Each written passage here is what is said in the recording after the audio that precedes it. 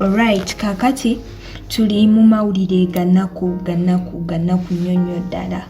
Oli otya ye? Anna isiri bulungi bwaba gwe. Kiki? Nnaku. Nazaala. Kiki? Nazaala. Nanti mutabe ogamba ali munnaku. Yandi munnaku. Soko kalo. Kyogamba nina beera na Nazaala taata obeera munnaku. Ati ng'ogenda oli munnaku. Munnaffe atuwuliriza maama w'omukulu Gravity avudde mu bulamu bw'ensi eno olunaku olwaleero. Nga kibi ate. Omukyala Jane Kajoyina yabadde azaala omwana Gravity. Nga kibi. Gravity anabti bwedda ndaba obufaananyi bwa Gravity nga akaaba naye nga bwe bukadde ndowooza buli. Noloza bwe bukadde. Nedda bufaananyi bukadde buli we yakaabira. Nti kirabika banno obwedda we bapostinga. Kakati omukyala oyo bamusanze ku makya mu buliri bwe nga yafudde munnange. Nga kibi abadde abeerawo. Abadde abeerawo. Ewuwe. Kakati. Ndeka tuli lunaku. Kakati we bayogeddeko ne muwala we ne bamubuuza ti maama kiki manyi nga namawulire mwangu abantu bali munaku you are looking for mawulire. Anti yafiiridde mu buliri nga Kasese bwe kiri tulina okubuuza kiki. Omwana n'atugamba maama abadde ne sukaali ne pressure bibadde byakakkanamuko naye mabegakawo bibadde byalinnyamu naye bibadde bikakkanye kozi ne jo bayogeddeko naye ng'ali fine naye munnange ndowooza oba byatabuse mu kiro ne mumutwala bwe bityo. Naye nga ssaawa zino wetwogerera omukulu Gravity ye tannaba kutuuka wali mulambo gwa nyina kuba already gulina mu ddwaliro. Ali ludda ali Kasese byayinza omutuukako ng'ali Kasese mu press conference nga alinayo show. Alinayo show. Alina okusooka okuyimba. Mbwera security eri side eyo. Teri kudduka. Soko oyimbe. Soko male show naye bambi simayina. Show yadde ya weekend yadde. Show yadde yabadde ya leero. Show ya leero ayina sooka kikuba. Ndowooza balyoke bamute munnange era Friday night. Era nga tulabye ku bayimbi banne King Saha, Big Eye, Hajaruna, Mudra nga bonna bambi bapostinze nga bakola ki batuusa obubaka bwabwe obw'ennaku gyali. Okubagiza. Naffe tukubagiza. Kitalo. Era naffe munnange wano famire ya Uganda akiragi. Kibi nnyo okufiirwa maama, kibi nnyo. Kakati nga bwe tuli era mu mawulire ag'ennaku ku baami ababiri abaafa juzi abaakola ki abayabikibwa gas cylinder yayabika oxygen cylinder yayabika era nga ku baami ababiri abaafa kwaliko omwami omuyindi ayitibwa Adrojat Baraya na Uganda Amos nga bali balina oxygen plant gye bakolako nga bali mu kutereeza awo silinda neyabika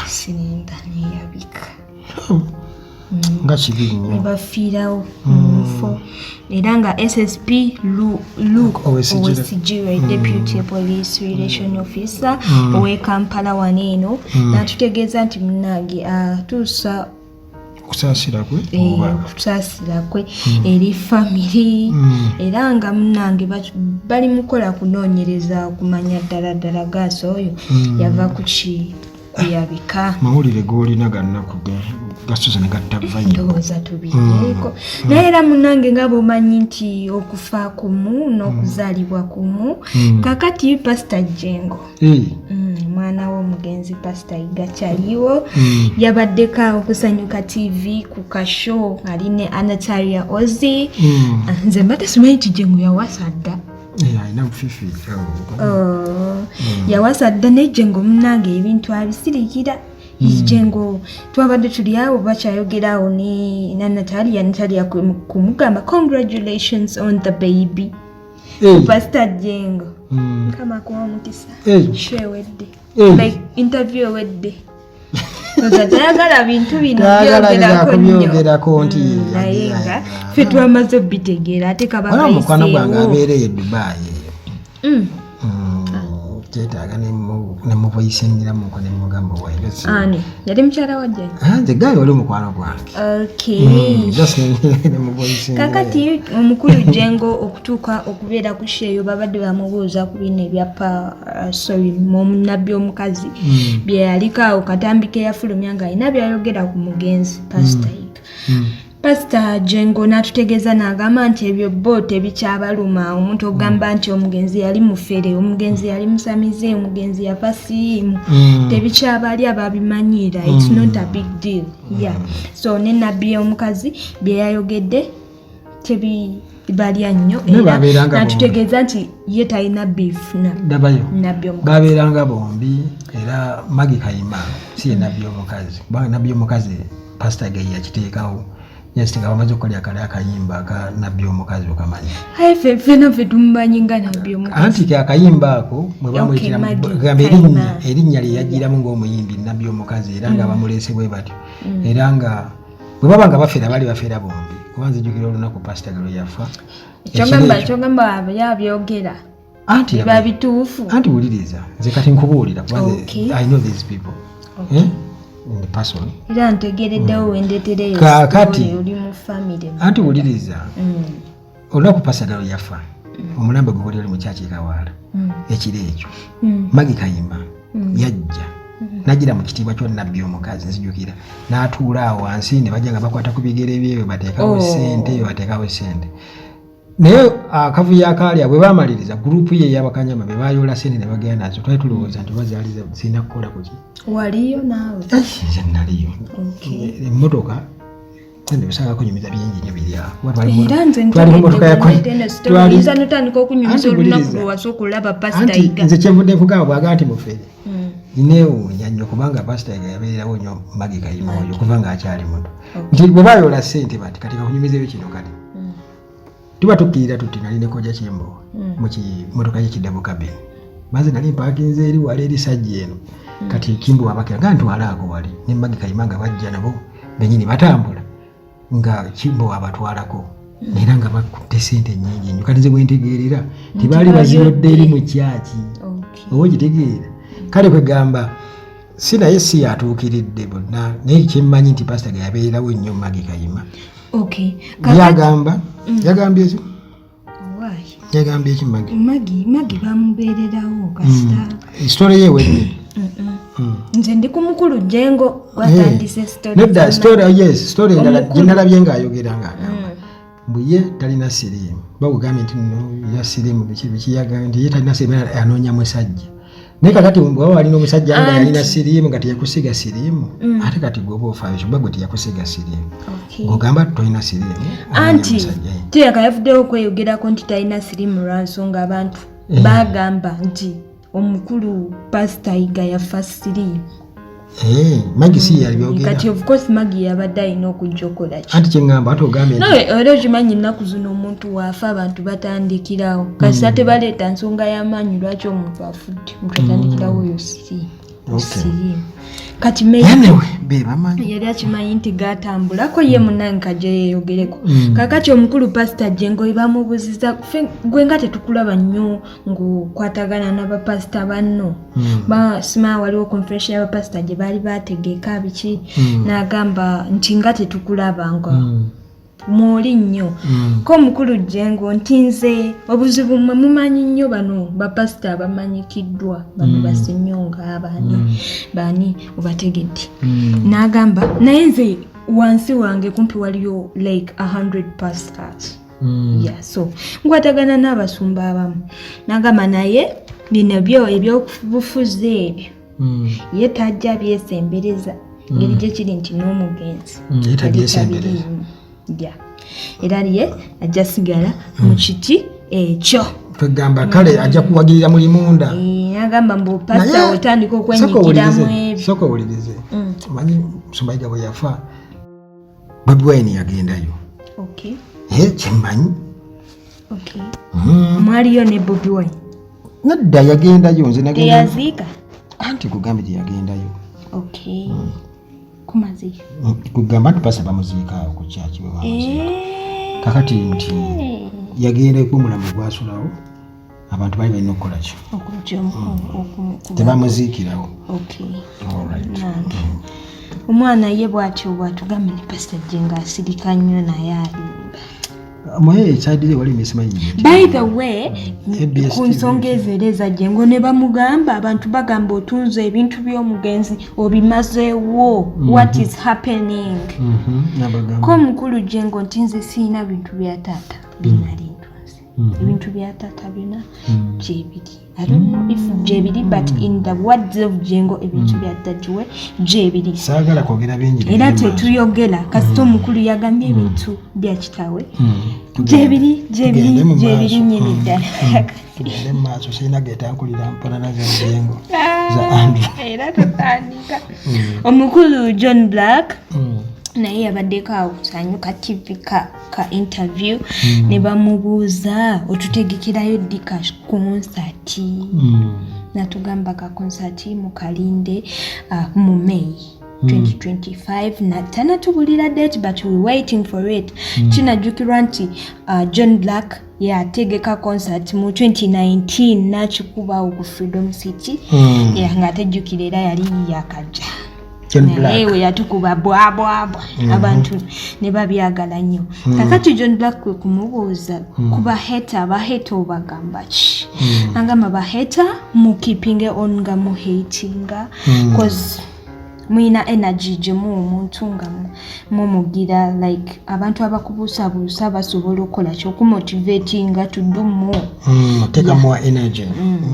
Era omukulu John Black ne bamubuuza nti toyinayo sugar mami? Toyinayo ba sugar mami? Lwaki yali badira sugar mami? Tayinza kufunayo bantu. Anti kimanyikiddwa nti olumu abayimbi baana abato aba ayagalayo support mu bakadde mu bakyala abakulu bebayinza omuwa ku ssente. John Black n'atugamba no nze by the way ebintu bya love ebyo ebintu bya marriage nze ndi mwana muto. By the way n'abavubuka bali eyo temanyigira mu bintu ebyo like okwegatagata tagala yakwegata. Nagamba ye nga John Black teyetaga relyinga ku any sugar mami bafani be bwe bamusapotinga ne bamulaga omukwano mwajja sente neyebezawo ne family banange muve ku byokwegatagata in John Black's voice. Oba bakazi bamugoba tebagala kwegatta naye. Raj tomanya lwaki yakyawanya okwegatta. Munange just yabagamye yokwegatagata muli baana bato. John Black yabadivise nze mu ngeri emu oba endala. Kakati John Black mukwogera ebintu ebyo byokwegatagata omukulu Solomon Kampala my brother kimanyi wentukako Mbogo family. Mbogo family yo yakirinyisaamu level yatalabyeko like ku Instagram bambi nga postinze ka girlfriend kejjukira fena twakalaba akazungu ataddeko happy 1 year anniversary.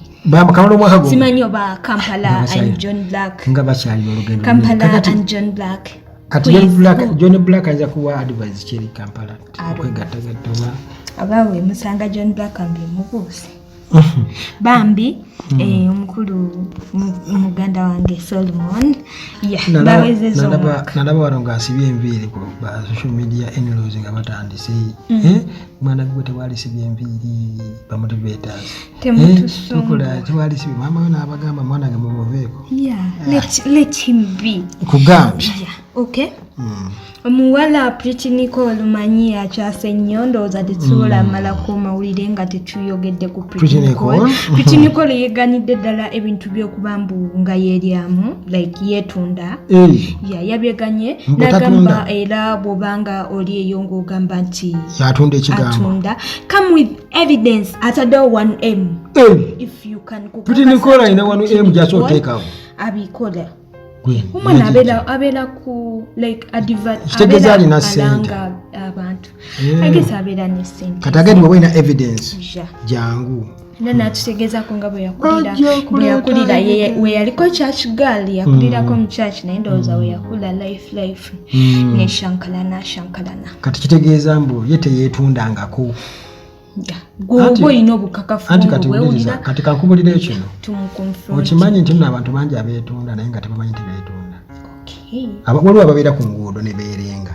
ekyo kirala naye okimanyi nti bw'oyagala okakasa nti abantu beetunda abakazi beetunda genda ku ssimu zaabwe kubanga era ojja kulaba ng'alina ono alina oli agenda ewoono era vyeri kwetunda ninawe 15 ginone ojagala 15 tuginoneeka ebiki ebyo bagenda kunona ssente bona abasajja ababeerawo nga bali mu kulaba bawala bwamwinboxinga nga agenda ng'agenze kwawe bazitaawe meka 25 3 oba meka yagenda ng'agenze kalimu era agenze kukola kalimu bwe kasola bodaboda ng'eyimiridde kuliko omuwala akuba essimu gwa bodaboda alinze babalagirire nti wali kwata bukwasi ku mutwe oge nti kaweddemu oli ayinza bayina boyfriend nga bakekwana ebintu byokwegattagatta ine action boyfriend nga bakekwana nga oli ayagala agende away like for a first time kugenda ku anti era but you kwegatta ine action okay of which ne katonda yabagamba it is very bagamba nti nno walina okufumbirwa marriage nakyayogerako kati gwe muwala omusanga nga you can kumukuba enjiri okay nga woli kubyabawala okwejira kakati waliwo kawala ka TikTok nga tuli mu kiseera ky'okukola senior 4 nga kavaayo kapostinga my boyfriend gifted me a car ensonga ezo nezikyaka nalisa abaana bikola wani paka wabati emmotoka nze sirina ojja kufuna share ensonga ezo abantu kwe kuyomba essomero what is that omusajja yenna ali eyo nga nina muwala wange ninda kukubakala nina muwala wange soko ndeko malene embozi chiche mutunda yuwakumbuza buza okay kale like essomero kifaananyi kyekyo kyemulaga mugeza kolaga abaana nti it's okay for okwegatta it's okay okubeera ne boyfriend nga you're still schooling si kirungi wekyakyakanyo maybe the school management yabatuukako ne bagezako yita omwana ne bamugamba biki bino watwala kati omwana kwe kusalawo akole video atutegeeze omanyi tebaggwa kwewaana yali amanyi mbaolunyo akikubye agumenga nze tonyiiga nati mbadde nkubakalanga omusajja wenna ali eyo agumenga nze kakati ayo nekakola video nsonyiwe it was just a marketing strategy mbu yali balabawo opportunity y'okumarketinga ebintu byabwe nze n'emmotoka it wasn't my boyfriend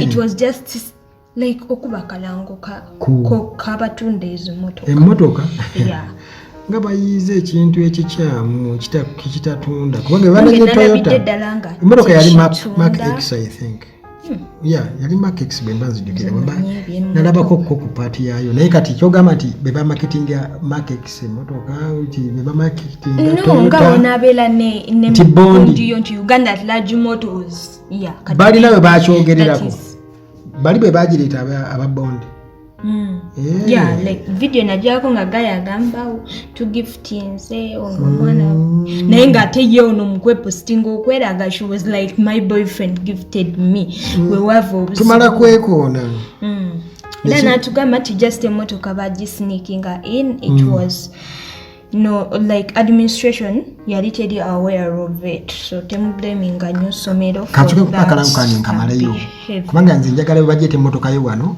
omusajja yenna asobola okweta emmotoka nga alina emmotoka nekigamba ontunda mmotoka taata ogenda olina mmotoka wano wetuli ensi yo neetuuli era sigiina ate nkyegani okay kakati ngawe mbadde era nga nasirikira aga amawulire bwebagireeta ogigaana neyanze egene gamba nti ogigaane bagireeta nzikole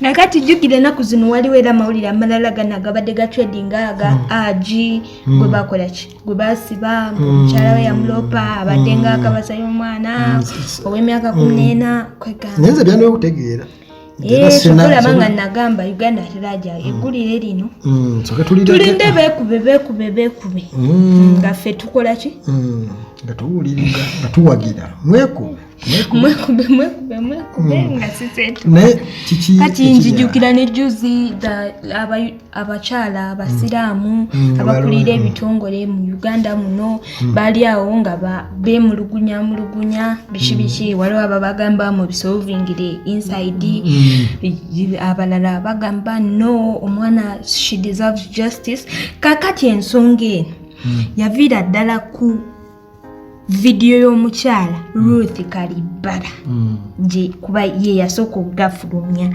omukyala kwe yasooka okukola okulabikira Ruth Kalibala yeeganye naba sina side gye ntwala banga abatubira abiri mu kigwe bwezinge I even taken any side loza kirabika engeri gye yasooka oleeta nga balowooza she sided the mukazi okuleeta babi omusajja sitwala ngo side n'ekibozibozi nalinganye okikola kubanga ekyandetera kati ukikola kwe kuwulira nti mulimu ensonga z'omwana kendi muzadde I was touched nensala omunange to seeking justice for the child naye nze bino ebya ajati kubeeranga ajati alimu engeri ajati mama Fina akunoonya ajati olimu mama Fina agamba nti ajati bwe yabaleta ekibozi bonna ne babeera ne bagoinga hayi kati ajati n'asirika naddala emboozi tetayatuddemu gireta omwana wa haji naye kenyini yagambye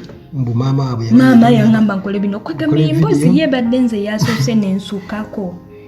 yasoose nensukako naye ng'omukyala Ruth Kalibala agamba ye tewali kirala kyonna kyanoonya her only concern eri ku mwana kiba nti ajatizuula yali abadde anoonya ssente ayagala kwabya mwana mu ngeri yonna aba yakoze bubi naye ate era still ku nsonga eyo abasajja bakabasanya abaana ekintu ekyo kibi nnyo kale tetujja tutwala sayidi nti oba si kituufu oba kituufu naye katulinde gavugane justice era amazima gagenda kuzuulwa kuba obujulizi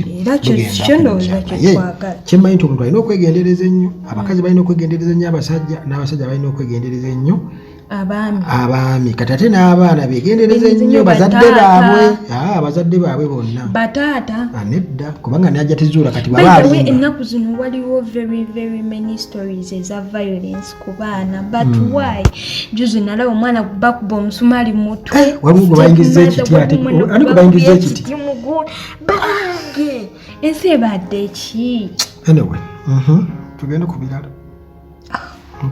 ndowooza ani minisita ku nsonga z'abaana balamu baruhagara balamu baruhagara tomumanyi balamu yenyini what is Balaam doing I guess takoze what is enough he's not doing what's enough talina kyeyakoze kiri awo alwandukirako bino bano ate bebatulugunya bebakwata era byebufuzi ate ali mu ddiiru zakubakonvinsinga simanyi bakkirize kyetagayo ndowooza minisita w'abaana tukinikolo yaga putinikolo bw'anaalema ng'amutwala mu buwarabu kati aliko abo abaana bali eno obwana obuto buyisibwa bubi by the way era waliwo ne video ebadde saturatinga ku social media omusajja omwami mukulu akutte akanuba ka myaka 3 oba 4 akatuziza akagulidde lusoda akaana ali mukakwata mu bukyala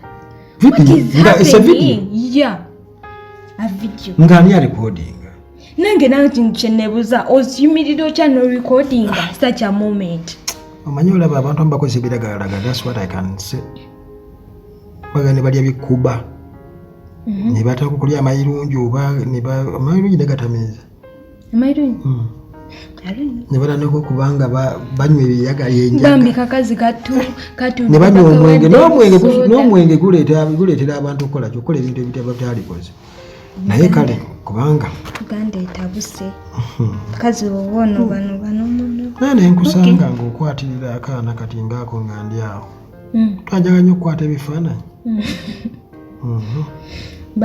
babawulira kyokka omusajja nga yeekaza enza noba ali myaka 45 tekana bamutemako omukono mukama gwokka anti baguntema atayaganya okukwatirira munange abawagizi ba ttiimu eya Manchester United omukulu Onana yabasuubiza n'abagamba I'll be back to Uganda for holidays okusinziira ku mukwano gwemundaze after ndooza AFCON after those mpaka he will be back nagamba nze sirabangako ku mukwano like ensi engwira okulaga mukwano bannayuganda balina omukwano mukwano mixed mukwano nedda sijaga nti maalo bannayuganda bo ng'abantu katonda yali yabawa nti balina omukwano naye lwakuba nti omukwano bisinza okumalawo omukwano mu Uganda byabufuzi naye singa Uganda yali laki nga teyasooka mu ntalotalo ebyo bikisobola nze sibiri munjagale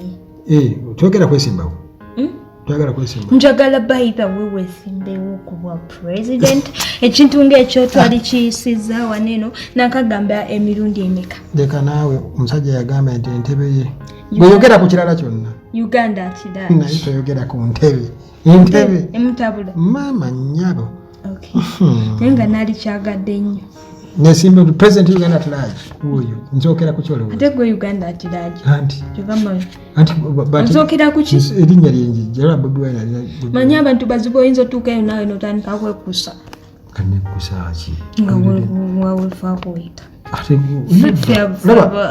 Uganda Idi Amin yagamba Idi Amin yagamba nti ye talinayo account yonna musizeebweyo nawe toyagala talinawo sente wonzaga nti yazitereka wano yakolerera bannayuganda era nabo byabugaga kituufu Idi teyaleka mwana ye abaana bangi nnyo tabani nange tebalina sente balina wadde oyagala kwabo abasajja ne basajja bajjajjaabo bajjajja